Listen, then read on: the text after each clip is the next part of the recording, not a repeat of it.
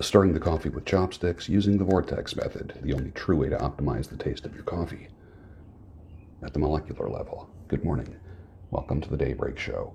I am the Sultan. We'll get started, but first, Ethiopian coffee made in a French press.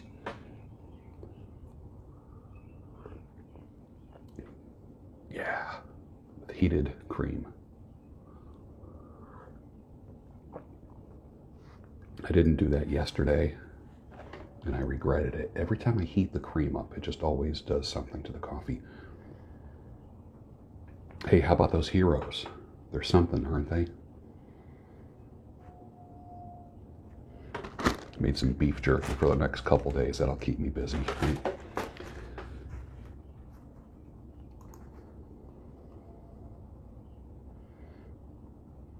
Bill Gates publicly states that a vaccine is the only thing that will allow us to return to normal. Get in line, sheep. Most of the world has already proven to us in less than 2 months that they're sheep. Literally, 80% of the world. 20% can change the world. It's the 80-20 rule. 20% are the ones that will change the world. 20%. You only need 20% of the world or a group to be revolutionaries for there to be success. Out of that 20%, 10% will be martyrs. Easily. The 80% will already be gone. Are you one of the 80? Or are you buying everything? Losing Fox News is not a loss to conservative people, like some have thought. No conservative that I know actually likes Fox News. Most people that are conservative were awakened. You might enjoy someone like Tucker Carlson. And that's it. The rest, you might as well watch CNN. So the fact that Fox is gone is going to give birth and is giving birth to new, authentically awakened and conservative news channels. Trust me on that. Fox's compromising and slow turn to the left drove me away from them. Just what they wanted. They got what they wanted. Bye-bye, Fox. There's nothing different about you at all. When you succeed, you party. And when you fail, you ponder. Greatness comes from pondering. When you can go to dinner, movies, events, parties, music venues, and travel by yourself and still have a great time, then you know you're onto something. I discovered doing that probably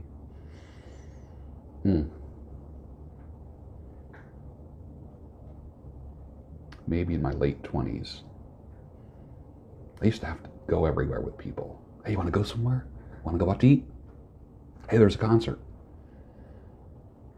Call friends up. When you start going to things by yourself, people will think you're weird. Table for one, please. Take my word for it. My love of solitude started in my late 20s. Had a few degrees behind me, a great job, was making great money. Life was cool. And I had to unplug from it all.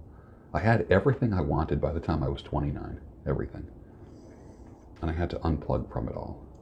Wow, that was 30 years ago, 31 years ago. Never to turn back. Some of you will learn if you are in the process of unplugging. Let me know down below. I'd like to see what you are doing to unplug.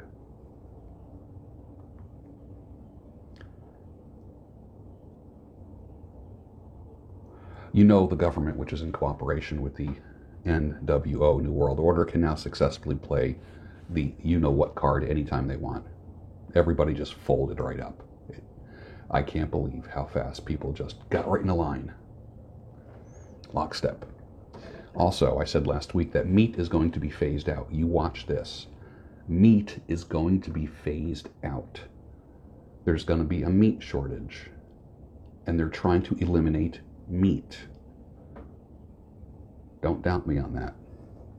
It's just starting. It's just starting. Come back to this video. Please come back to this video. Make video clips of it and spread it around. They're going to try to phase out meat. The next crisis is going to be food shortages and water. Then they got you by the you-know-whats, and you let them do it. Right now they're just tickling your balls. Wait till they grab your balls, and you can't even friggin' breathe. They give you a morsel, and you will be thankful for that morsel. This is what communism is all about. Anyone who's lived through communism, anyone, they recognize this.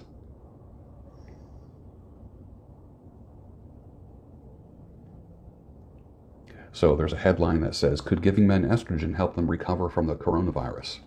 So they're giving men estrogen because they're finding that men seem to be very susceptible. So they give them estrogen to make them have more, build some strength or something against this thing. There's just too many things there that make you go, I want you to open up your mind and see what's happening to you and see how you're being led around. Even if that's not true, it's a psyops. It's a psyops. It's not enough that there's soy in everything. Try having a soy-free kitchen. I dare you. I dare you. Go through every single one of your food items and see how much has soy in it. No wonder men are so weak. No wonder. Eliminate soy. I don't give a shit how much you paid for that can of or that bottle of whatever. Throw it out. If it has soy, throw it out. Half your kitchen will be in the trash. I guarantee that.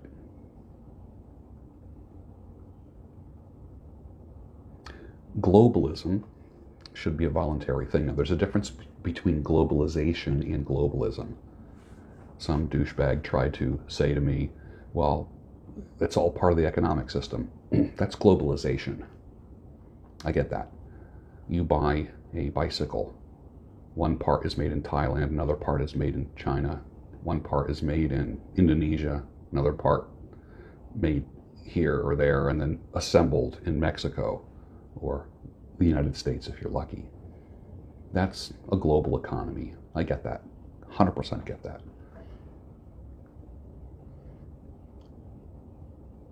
That's globalization of manufacturing. I 100% get that. Globalism is the religion that we are all one, and we're not all fucking one. I don't want to be one with you, and you don't want to be one with me. I love the things that make me different. I love the things about you that make you different from me. The EU is a good example of trying to make everyone the same.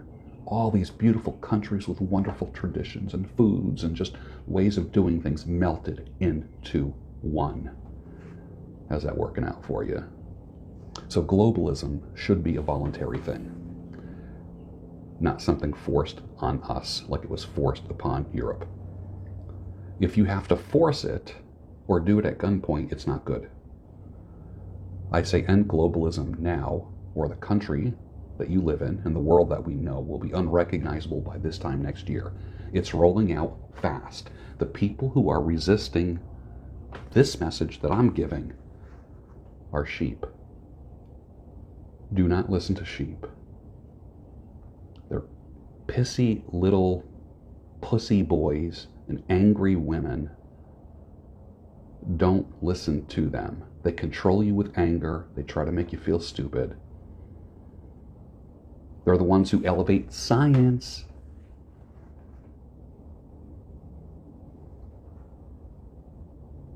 Oh, by the way, Trump will still be elected in November. Just while. When you date a woman, you date her world. Vet her world as much as you vet her. If you think there may be a future, the real her and her connection to that world will surface in 2 to 3 years. If you are getting pressure from her, that's because that you're starting to find out who she really is, and she wants to lock you down somehow, some way. It takes 2 to 3 years to get to know somebody. If you are engaged within 2 to 3 years, you're stupid. Well, my grandfather met my grandmother one weekend, and they got married the next weekend, and they've been married for 97 years. Okay, I know. And there's the one guy out there. I knew she was the one after just like 2 dates. Okay, dude. You are the exception. You are not the rule. But you feel the need to comment down below, right? That your way is the way. You know what? How about we look at marriage more like a business and not like an emotional thing? Get the emotions out of it. Get the emotions out of it. It's really not good for you to look at it that way, because emotions are tricky. They're like wind. They can change direction at any time.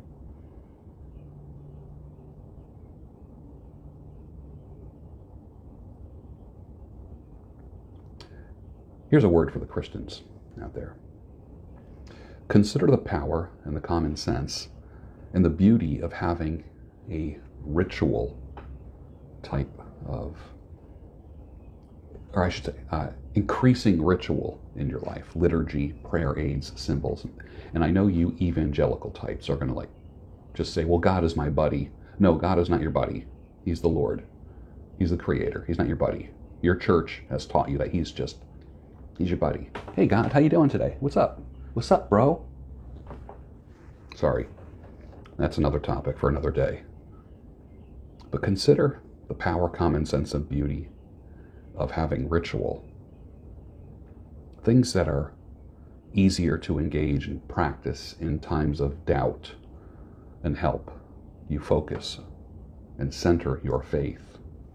But God just wants us to naturally cry out to him. I get that. But for 1900 years, we used ritual. And then this free-flowing God is my buddy. What's up, bro? It hasn't worked out too well, now has it? It's a very feminine way of looking at God. God is not your bro. All right. Consider a rhythmic prayer that contains the Lord's Prayer, the Gloria Patri, the Apostles' Creed, the Nicene Creed. Write them down and read them, and then you'll eventually memorize them. The wandering, focusless prayers of modern evangelicalism have led to a weakened and shallow faith. Join the departed souls that prayed like this for almost 2,000 years. It's only in the past 100 years that we have this God is my buddy kind of thing going on. It's humbling, and it disrupts the modern thinking that God is, what's up, bro? Liturgy and rhythmic prayer creates a hard reset of God as Lord and you as the created servant. It's humbling. It's beautiful. Something to think about. This is why there's a resurgence in the Orthodox Church. And I'm not saying become Orthodox, but this is why there's a resurgence. There is no doubt psychological warfare beyond the you-know-what, which is real. The strange voluntary enlistment of ordinary citizens, the snitch lines, the ratcheting up of law enforcement, the creation of a new industry of fear with stickers and signs and useless masks and curfews should make you think. Does it make you think? We can't even fill fucking potholes in the road and fix our bridges. But yet, this was rolled out so fucking perfect. Don't tell me this is willy-nilly. This didn't catch anybody off guard. It's planned. And you know it. And those of you that deny it, you don't want to think that it was planned. They got you right where they want you. It's time. Your Give-A levels go down about 2 to 3 points a year after about 40 years old. Low GAF. Are you suffering from low Give-A? It's not a bad problem to have. Don't worry. Your problems won't change, but you will change. That's the beauty of it all.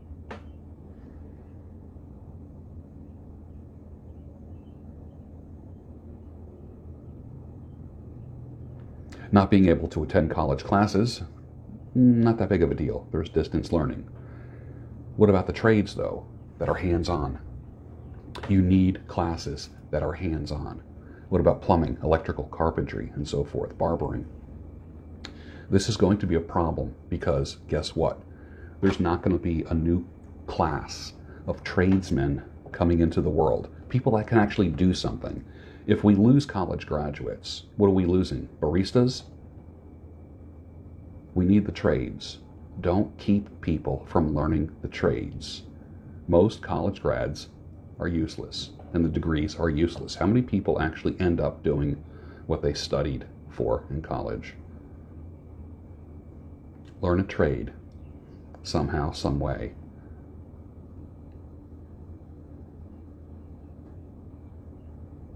A lot of women won't tolerate the husband losing his job and the complete destruction of the economy, or through the complete destruction of the economy. It's no excuse. Just a matter of time before we see the COVID divorces that have nothing to do with being cramped up in a house together. It's because of how he reacts to crisis. Men, you need to be the rock. She doesn't want to be the rock. If you bitch and moan and watch the news, you're weak. Turn off the friggin' news. Be the rock.